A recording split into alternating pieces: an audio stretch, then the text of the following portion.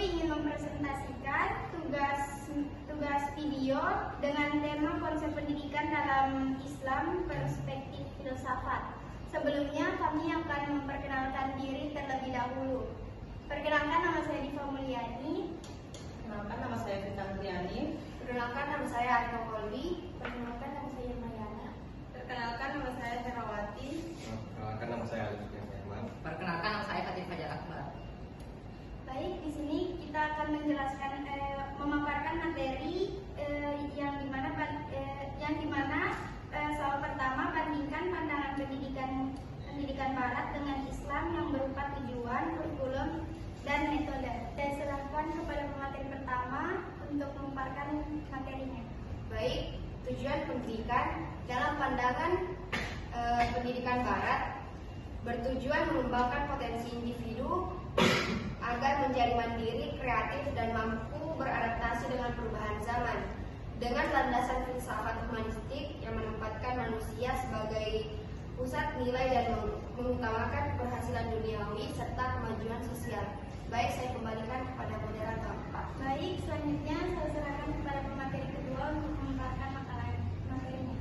Baik, pendidikan Islam menetapkan tujuan pendidikan dalam kerangka yaitu pengabdian kepada Allah Subhanahu wa Ta'ala. Manusia dipandang bukan hanya sebagai makhluk rasional, tetapi juga spiritual yang memiliki tanggung jawab dan moral dan religius. Tujuan pendidikan Islam adalah membentuk insan kamil, yakni manusia yang seimbang antara akal, iman, dan akhlak. Mungkin itu saja, saya akan kembalikan kepada moderator. Selanjutnya saya serahkan kepada pemateri berikutnya. Materi selanjutnya itu mengenai kurikulum pendidikan Barat. Kurikulum pendidikan Barat disusun berdasarkan kebutuhan sosial, ekonomi, dan teknologi yang terus berubah. Ia berlandaskan filsafat pragmatisme dan rasionalisme, di mana pengetahuan dianggap sahih apabila dapat diuji melalui metode ilmiah dan memiliki manfaat praktis. Fokusnya berada pada penguasaan ilmu pengetahuan empiris dan keterampilan yang relevan dengan tuntunan masyarakat modern. Karena kurikulum Barat bersifat fleksibel, adaptif, dan sekuler, memisahkan antara ilmu pengetahuan dengan nilai-nilai agama atau moral yang absolut. Saya kembalikan kepada moderator. Selanjutnya saya berikan kepada pemateri selanjutnya. Sementara itu, kurikulum dalam pendidikan Islam bersifat integratif dan berlandaskan pada prinsip tauhid.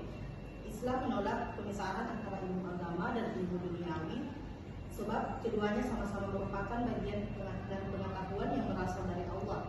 Kurikulum pendidikan Islam mencakup pengembangan aspek spiritual, intelektual, emosional, dan sosial yang seimbang.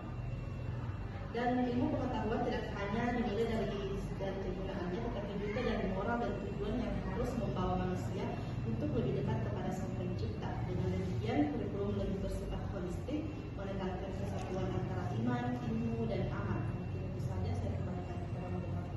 Selanjutnya saya berikan kepada pemateri selanjutnya untuk Baik, materi selanjutnya yaitu metode pendidikan. Metode pendidikan Barat yang berorientasi pada pendidikan ilmiah dan partisipatif. Guru dipandang sebagai seorang fasilitator, sedangkan peserta didik dipandang sebagai subjek aktif di dalam proses pembelajaran, di mana seorang guru memiliki hubungan dengan egaliter dengan peserta didik yang menekankan bahwa murid bisa melakukan kebebasan berpikir dan berekspresi, yang dimana pengevaluasian dari metode ini yaitu diukur dari seberapa jauh seorang peserta didik bisa mengantisipasi masalah yang terjadi di kehidupannya. Baik, itu saya kembalikan pada moderator. selanjutnya saya berikan kepada pemateri terakhir untuk memaparkan materi ini. Adapun metode pendidikan Islam berdasarkan pada keseimbangan antara pengembangan akal dan pembinaan hati. Proses pembelajaran tidak hanya bersifat kognitif, tetapi juga moral dan spiritual. Metode yang digunakan meliputi tadabur, keteladanan, nasihat, pembiasaan amal, serta diskusi ilmiah disertai nilai adab. Guru berperan sebagai murabi, yakni pendidik yang menuntun dengan kasih sayang dan menjadi contoh bagi muridnya, bukan sekedar penyampai informasi. Tujuan utama metode ini adalah menanamkan nilai iman, akhlak, dan tanggung jawab moral agar ilmu yang dipelajari melahirkan kebijaksanaan, bukan sekedar kecerdasan intelektual. Sekian saya kepada penonton.